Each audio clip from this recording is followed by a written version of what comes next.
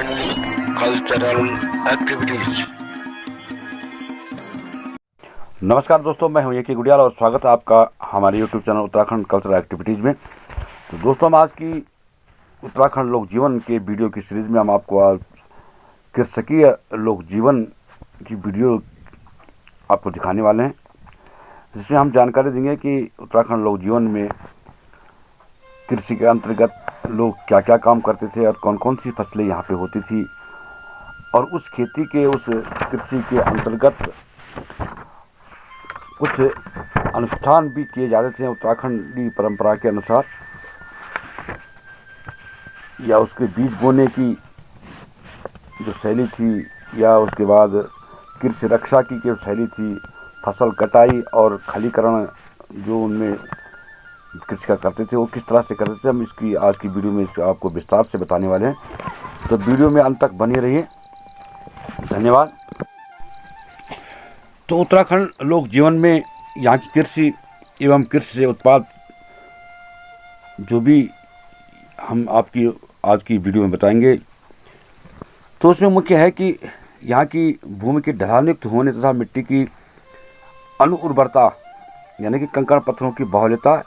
और सिंचाई की सुविधाओं के अभाव के फलस्वरूप में इसमें उपज नाममात्र ही हो पाती थी। केवल गिनी चुनी घाटियों की समतल भूमि में ही कृषकों को आजीविका के लिए जो है कि प्राप्त अन्न की उपलब्धि हो पाती थी। तो व्यावसायिक दृष्टि से अतिरिक्त अन्न के उत्पाद की बात तो हम सोच भी नहीं सकते, इसलिए अन्न की जो थी खरीद फरोख्त का प्रश्न नहीं उठता। तो वर्ष में केवल 2 फसलें यहाँ पे उगाई जाती थी, जिन्हें कि हमारी पहाड़ी भाषा में घिमी और चौमासी यानी कि रबी और खरीफ कहा जाता था। तो कृषि का प्रबंधन भूमि की स्थिति, वर्षा, जलवायु के अनुरूप परंपरा से अर्जित ज्ञान के आधार पर ही किया जाता था। तो हिमालय क्षेत्रों में रबी की फसलें गेहूँ जो या तो होती नहीं थी या केवल नाम मात्र की होती थी, जिन्हें कि शीतकाल के प्रारंभ में बोकर ग्रीष्मकाल में के बाद काटा जाता था। तो यहाँ पर उपरली जो घाटियों में केवल जो है कि जौ, ओगल हो गया, आलू की खेती हो सकती थी। इसके अतिरिक्त थोड़ी बहुत मात्रा में जो है कि झंगोरा, कोदा और जिसको मंडवा बोला जाता है, मरसा जिसको हमारी पहाड़ी भाषा में चूहा भी बोलते हैं, कहीं मरचुला भी बोलते हैं, और कहीं कहीं कौड़ी भी उगाई जाती थी। वहाँ पर इन अन्नों के अतिरिक्त हल्दी हो गया, मिर्च हो गया, आलू, कच्चा आलू, मूली, पोस्ट आदि का भी उत्पादन किया जाता था। किंतु जलवायु की प्रतिकूलता के कारण जो है कि फसलों में किसी भी प्रकार किसी का भी वहाँ पर उत्पादन नहीं होता था। और 750 फीट से ऊपर वाले ऊंचाई वाले स्थानों पर वहाँ पर जो उत्पाद अन्न होते थे उनमें से जौ, पापड़ जो आषाढ़ में बोया जाता था, सूज में काटा जाता था। किंतु जो निचले क्षेत्र है, जो कि हिमपात रहित क्षेत्रों में जो है कि जौ की फसलें उगाई जाती थी। इसमें से जो है कि जनजातीय क्षेत्र रवाई के पर्वतीय भागों में बनकोट, जैसे बनकोट हो गया, प्रोला हो गया, नौगांव आदि में मुख्यतः मंडवा, झुंगारा, कौनी, तिल, भट्ट इस तरह की खेती होती थी। इसके अतिरिक्त लोग उचकल धान भी बोते थे, किंतु ये कमलसराय और रामासराय में भूमि के समतल होने तक सिंचाई की सुविधा होने से जो कि धान की अच्छी फसल होती थी। तो इसके बाद ये थी हमारे उत्तराखंड लोक जीवन की सामान्यतः फसलें, जो कि उस समय के लोग उगाते थे इन फसलों को। इसके बाद जो कृषि कार्य से संबंध जो अनुष्ठान होते थे, जो परंपराएं थी या जो उत्सव मनाए जाते थे, उसके बारे में हम थोड़ी बहुत आपको जानकारी देने वाले हैं। तो उत्तराखंड का पर्वतीय क्षेत्र एकांत रूप से कृषि एवं पशुपालन पर निर्भर होने से यहाँ के अधिकतम लोग जो अनुष्ठान, लोक परंपराएं और लोक उत्सव इन्हीं से संबंध रहे हैं। तो क्षेत्रीय भेदों के अनुसार उन्हें संपन्न किए जाने की प्रक्रियाओं में जो है कि भिन्नताएं होने पर भी इसमें जो है कि मूल भावना एक ही रहती थी। इनमें से कुछ की स्थिति तो इन रूपों में भी पाई जाती है कि उत्तराखंड की लोक भाषा में कृषि का विभाजन दो रूपों में किया गया था। इसको एक को घिमी और दूसरे को चौमासी यानी कि रबी और खरीफ कहा जाता था। तो इससे संबंधित कृषि अनुष्ठानों के संदर्भ में देखा जाता है कि इनकी एक दीर्घ श्रृंखला होती थी, जिनका अनुपालन जो है कि कृषि से संबंधित प्रत्येक क्रियाकलाप अर्थात कृषि के निमित्त तैयार की गई भूमि पर हल से लेकर और अन्न के भंडारण तक, यानी कि बीज बोने से लेके और बुआई, बुताई और भंडारण तक के जो अवसर पर जो किया जाता था, उनमें से कई ऐसे जो कि लोक उत्सव या अनुष्ठान होते थे। तो इनमें से भूमिकर्षण और जिसको कि बीज बोना भी कहते हैं, और उसके बाद सिंचाई वगैरह, जैसे कि सिंचाई वाली भूमि के लिए जल प्रणाली की जो जो जो से जो माध्यम था जो जल प्रणाली का, वो कूल के संचालन से कृषि रक्षा के निमित्त देवी तथा तांत्रिक प्रबंधन जो होता है कि फसल की कटाई, मंडाई, भंडारण आदि इसके संबंध में अनेक प्रकार के अनुष्ठानों का जो है कि अनुपालन किया जा रहा था। तो जैसे कि हम रबी यानी कि गेहूं की फसल को बोने के लिए बीज बोने के संदर्भ में इसमें क्या होता था कि असूज के असूज के लास्ट में और कार्तिक के शुरुआती दौर में ये इसकी बीज बोया जाता है। और अगर बीच में दशहरा आ जाए तो इन्हें मतलब नगण्य दिन मानकर और दिन किया जाता था। तो नवाड़ का ये जो नवाड़ में जो प्रथम बार बीज बोने की जो शैली थी, उसमें बीज बोने से पूर्व जो है कि कन्या पूजन एवं ग्राम देवता का पूजन अवश्य किया जाता था।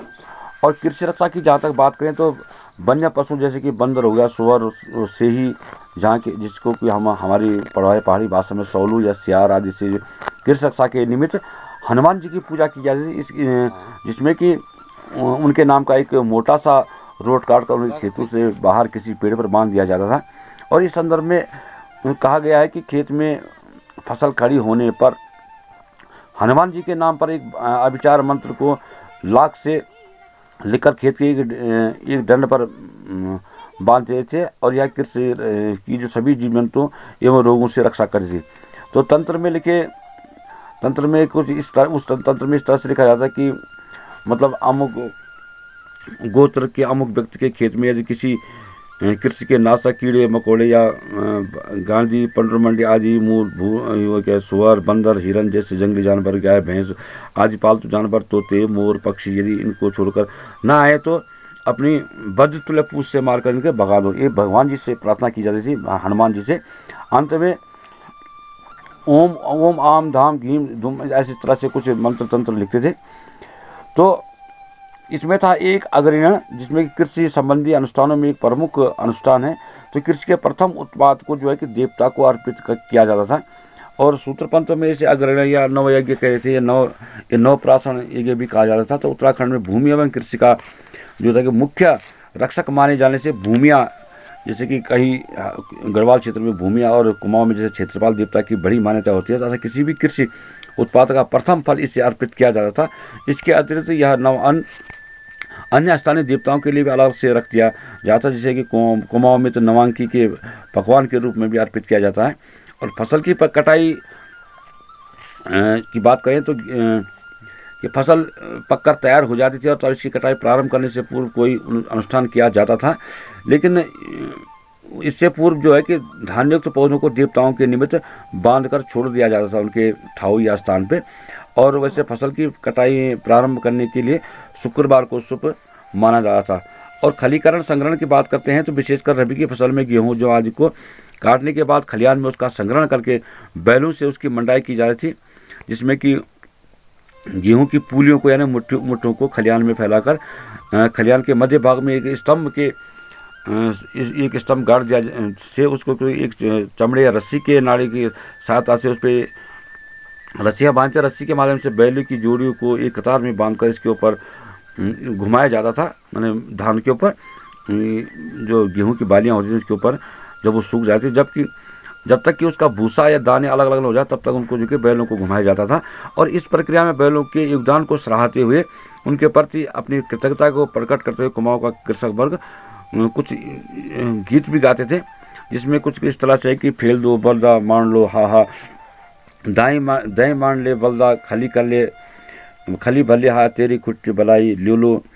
बलदा दाई मान ले, 8 कोटा आगर के 8 कोटले भावर की, सहलाते हा हा फिर लो बलदा मान लो हा हा। इस तरह से कुछ जो कि एक गीत गाते थे दही लेते समय। तो और एक विशेष बात थी कि जब ये दही या इसके ऊपर बैल घुमाया जाए तो उस अन्न के ऊपर किसान जो था कि वो लोग जो थे कि नंगे पैर जाते थे, तो उस पर जो कि अन्न के ऊपर जूते धारण करना इस तरह से मतलब वर्जित माना जाता था, अशुभ माना जाता था। और भंडारीकरण की बात करें तो इसमें क्या होता है कि ऊपरी से मांडी गई ये जो बैलों से भूसा अलग करके उसको मतलब सूप से बाटाइत करके, यानी कि उसको हवा में भूसा अलग करके और दानों को पृथक करने के उपरांत इनका जो है कि राशिकरण किया जाता है। इस राशि को बड़ा पवित्र माना जाता था। तो इसमें कुछ अपनी अपनी विधि है कि इसके उसे उठाने से पूर्व सर्वप्रथम उसमें कंबल या किसी आवश्यक, जैसे कि कंबल से या कपड़े से उसको जो है कि ढक दिया जा रहा था, और उसके शिखर पर दुष्ट आत्माओं की दृष्टि का परिहार करने के लिए एक दराती का रूप दिया जाता था, और उसका मुँह उस ओर किया जाता था जिस दिशा में उस रात जो है दिशाशूल माना जाता था। तो इसके बाद एक पात्र में अग्नि के अंगारों पर घी का धूप लेकर उसके चारों ओर घुमाया जाता है ना, कि जिसको हमारे यहाँ दुपड़ों कहते हैं कि दुपड़ों किया जाता है। इस काल में जो है खलियान में बोलना, छींकना या इसका विमोचन करना जो था कि, या अपान वायु का जो कि विमोचन करना जो कि वर्जित होता था। तो इसमें से किसी के अति आवश्यक होने पर भी उसे खलियान से बाहर जाकर किया जाता था। तो अन्न राशि को आरक्षित नहीं छोड़ा जाता, यानी कि अकेले नहीं छोड़ा जाता, वहाँ से सारा अन्न उठाए जाने तक एक व्यक्ति का वहाँ पर रहना जो था आवश्यक हो जाता था। तो इस तरह से उत्तराखंडी लोक जीवन में परंपरा से जैसे अन्न भंडारण या राशिकरण जो होता था इस तरह से होता था। तो इसमें सर्वप्रथम जो है कि उस अपरिमित अन्न राशि में से एक सूप अन्न देकर उसे देवी देवताओं को नव अन्न पूजा के लिए अलग निकाल दिया कर रखा जाता था। शेष को भंडारण के लिए थैलों में भर भर कर जो है कि घरों में रखा जाता था, और अंत में बचा हुआ अन्न जो होता है खलिया भर के लोगों को बांट कर जो मांग कर खाने वाले लोग हैं उनको दिया जाता था। और मापन भंडारण की बात करें तो इनका जो हम मांड मूंड के जो भी अपनी जो कि दाई दुई जो कि अन्न को मांड करके इसको नापन की विधि कि हम सूप से अथवा थैले होते हैं एक प्रकार जिसको कोथला बोला जाता था, उसके आधार पर इनका जो था मापन हो जाता था। पिछले समय में टिन के ड्रमों का अस्तित्व न होने से अन्न का भंडारण बिना कील कब्जे के खांचों के माध्यम से एक लकड़ी के जो एक तख्ते के बनाए जा रहे थे जोड़ के, इसको बकार या बोला जाता था, या कुछ रिंगाल से या बुने हुए बड़े बड़े गोलाकार ये जिसको डोरा बोला जाता था या डोरा ठोपरा इस तरह से बोला जाता था। और जैसे कि भंगेले आदि के रेशे बनाए जा रहे कोथलों में थैलों में इनका जो कि भंडारण किया जाता था। और अन्न के भंडारण के संदर्भ में अगर बात करें तो पिथौरागढ़ जनपद के परवाजी जो जनपद क्षेत्र जैसे दारमा, चौरासी एवं ब्यास में परंपरागत विशिष्ट विधान हुआ करता था कि ये लोग शीतकालीन प्रवासों के लिए प्रवजन से पूरा अपने उत्पादों और फाफर ना व गेहूँ जो आदि को अपने घरों में जो है कि प्रांगण में क्या करे थे कि खोद कर एक गड्ढा सा एक बड़े से गड्ढे को खोद कर उसके चारों तरफ पत्थर की चिनाई करके उसमें भंडारण करते थे। और कम से कम 7 फीट जो गहरा खड्डा होता था उसमें चारों तरफ से पत्थर की चिनाई करते थे, और उसमें भली बात उसको मतलब मिट्टी गोबर से उसको लीप कर उसको सुखा दिया जाता था, और उसके चारों ओर जो है कि भोजपत्र के पत्तों से उसको ढक दिया जाता था। और उसके गड्ढे के ऊपर फिर भोजपत्र रखे जाते थे, और भोजपत्रों का अच्छी तरह से पत्थर या पटालों से इस तरह से ढक के उसको फिर बाहर से मिट्टी और गोबर से जो कि लीप के उसको पैक किया जाता था। तो इस तरह से उत्तराखंड लोक जीवन में कृषि से संबंधित कई अनुष्ठान किए जाते थे, या किस तरह से भंडारण होता था। और अगर नव अन्न पूजा की बात करें तो कृषि अनुष्ठान में क्षेत्र रक्षक देवता जैसे क्षेत्रपाल हो गया अथवा भूमिया देवता होगा उनको समर्पित अन्न का जो प्रमुख स्थान होता था। तो प्रत्येक फसल पर विशेषकर रबी की फसल पर खलियान से जो कि अन्न के भंडारीकरण से पूर्व भी जो कि भूमाल की पूजा के लिए एक पृथक रूप से निकाल दिया जाता था एक, तथा उस अन्न से उसकी भेंट पूजा की जा रही थी। और गांव में एक दिन उसके नियत स्थान पर जहाँ पे उसका स्थान होता ठाव होता था, तो उस पूजा स्थल में सभी लोग नव अन्न के लिए निकाले गए गेहूं का जो आटा, घी हो गया, सब्जी मसाले वहाँ पर जाते थे, और सम्मिलित रूप से उनको भोग कर जो है कि पूजा की जाती थी, और प्रसाद बांटा भी जाता था। देवता के निमित्त आवश्यक नगद भेंट भी रखी जाती थी, जिससे कि पुजारी का अधिकार होता था। और कभी कभी जो है कि इसमें बलि का भी बलि की परंपरा भी थी। तो इस सामूहिक नवान्न पूजा में गांव का प्रत्येक व्यक्ति, यहाँ तक कि जो भी गांव में नहीं रहता वहाँ उसकी पैतृक भूमि होती है तो उसकी भी पूरी जो है कि सहभागिता होती थी। तो इस तरह से हमारे उत्तराखंड लोक जीवन में कृषि संबंधित अनुष्ठान पूजा या हमारी जो बीज बोने के, फसल कटाई के और उसके कटाई के बाद मंडाई और उसके बाद भंडारण से संबंधित जितनी भी बातें हमने आज की वीडियो में आपको अपनी इस वीडियो के माध्यम से दिखाया। तो आशा करते हैं कि हमारा आज का ये वीडियो आपको जरूर पसंद आया होगा, और ऐसे ही वीडियो देखने के लिए हमारा चैनल भी सब्सक्राइब करें, और सब्सक्राइब के लाल बटन के साथ साथ ऑल नोटिफिकेशन वाला बेल भी जरूर प्रेस करें, ताकि हमारे आने वाली हर नई वीडियो मिले आपको सबसे पहले। तो आज के लिए बस इतना ही, मिलते हैं अपने नेक्स्ट वीडियो में नेक्स्ट टॉपिक के साथ। तब तक के लिए दीजिए इजाज़त। धन्यवाद। जय देवभूमि उत्तराखंड।